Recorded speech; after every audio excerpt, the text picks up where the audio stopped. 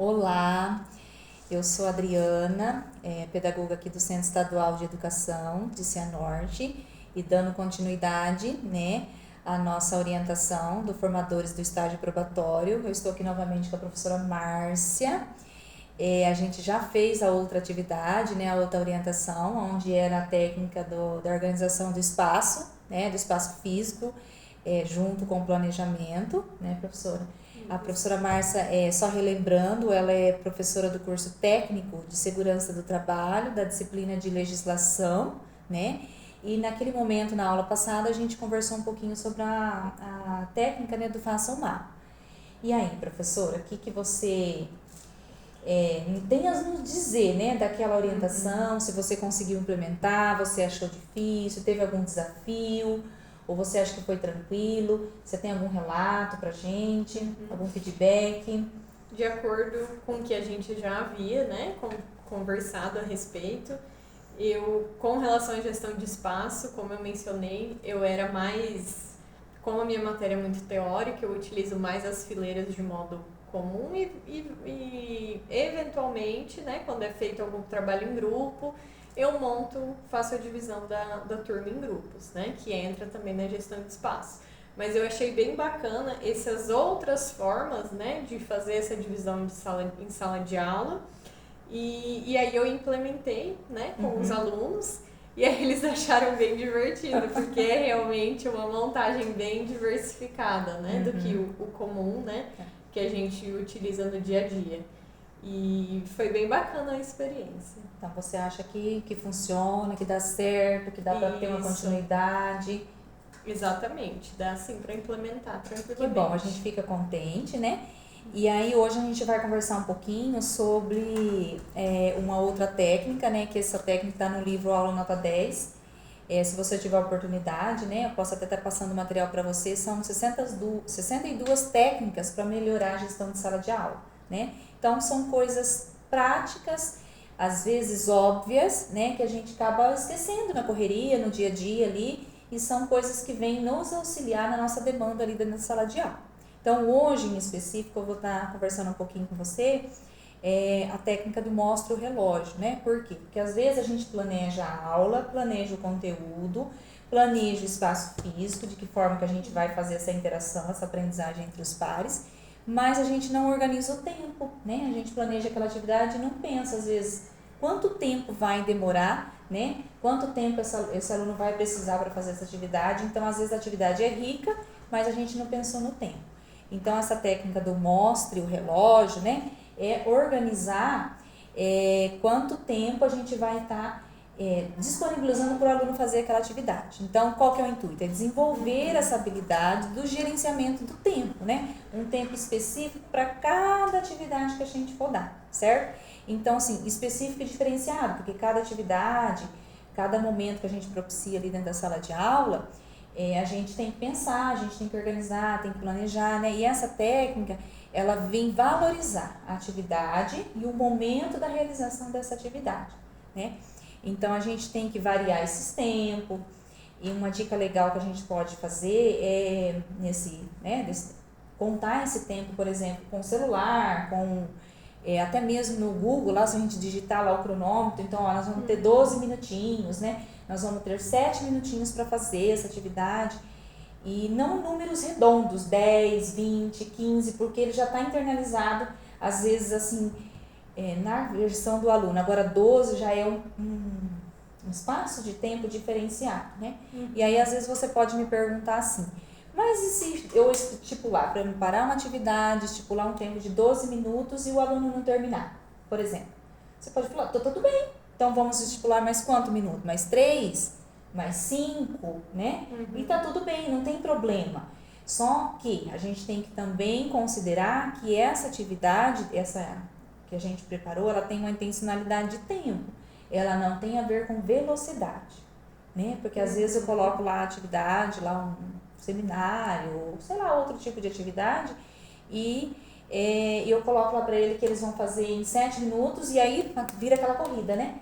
Para ver quem é que termina em 15 ou em 17, né? Então tem que deixar bem claro a eles, né, que essa estratégia não é uma questão de velocidade, é uma questão de fazer com capricho, ter uma eficiência do trabalho, né? Ter uma intencionalidade, uma organização, para que a atividade às vezes não fique solta, né? Não tenha uma sequência e tenha uma gestão melhor desse tempo. Um exemplo bem prático, Márcia, é a questão dos formadores, né? Você faz os formadores? Isso, eu faço, que geralmente tem os tempos, né, pré-determinados. Exatamente, o mão na massa, pra né? atividade. Isso, então assim, lá tudo a gente tem que gerenciar aquele tempo, né? A gente conversa com o formador e aí ele dá aquele momento, ó, são tantos minutinhos, na apresentação dos trabalhos, né, das implementação, na verdade, a gente tem que lidar com aquele tempo, então a gente sabe, opa, vai ser 5 minutos para apresentar, então eu, enquanto professor, vou apresentar a minha implementação e eu tenho 5 minutos para apresentar, ou eu tenho 3. Então, essa gestão do tempo faz parte da vida, né? Faz parte da nossa realidade, do nosso dia a dia. Então, a gente tem que trabalhar essa habilidade com nossos alunos também. Você acha que funcionaria ali com o nosso público que a gente tem aqui? Seria uma coisa nova ou o que você me... Não, funciona. Com certeza funciona. Eu utilizo geralmente em trabalhos, né? Quando eu trago alguma proposta diferente para eles implementarem, né? Realizarem ali em sala de aula. Só que o que acontece? Realmente, a gente às vezes estabelece determinado tempo e como a maioria das turmas, né? Ainda mais no subsequente, que é o noturno, né? Que é um público bem diversificado, às vezes a gente percebe que um aluno termina bem mais rápido que o outro e o outro, até com aquele tempo que você estipulou, ele não consegue terminar, né? Aí vai do nosso tentar contornar essa situação, às vezes ajudar, dar um tempinho a mais, né? Aí entra aquela atividade diferenciada, né? Que a gente tem que ali, às vezes, né? A intencionalidade nossa tem que estar ali mais próximo, tentar ajudar, né? E diante dessas estratégias, tem alguns pontos também que a gente tem que levar em consideração, que a gente tem que evitar dentro da sala de aula. Porque de que forma que a gente vai fazer isso? Contagem no celular, no data show, no retroprojetor, até mesmo no Educatron, colocar o tempo ali, né? Mas a gente não pode ficar ali, ó, falta 3, ó, falta 2, porque isso acaba gerando uma certa ansiedade, né? Sim. Então a gente tem que pensar esse apressar, né, a conclusão da atividade não funciona, né? A gente tem que levar em consideração esses pontos. E respeitar o tempo combinado com os alunos, né? Então, se a gente falou que é 12, se deu para terminar, tudo bem. Se não deu, vamos ali colocar mais alguns minutos, mas a gente tem que respeitar os combinados, tanto de um lado, né, como de outro. Porque são coisas assim que vem assim agregar. Como eu disse, vou voltar a repetir, né?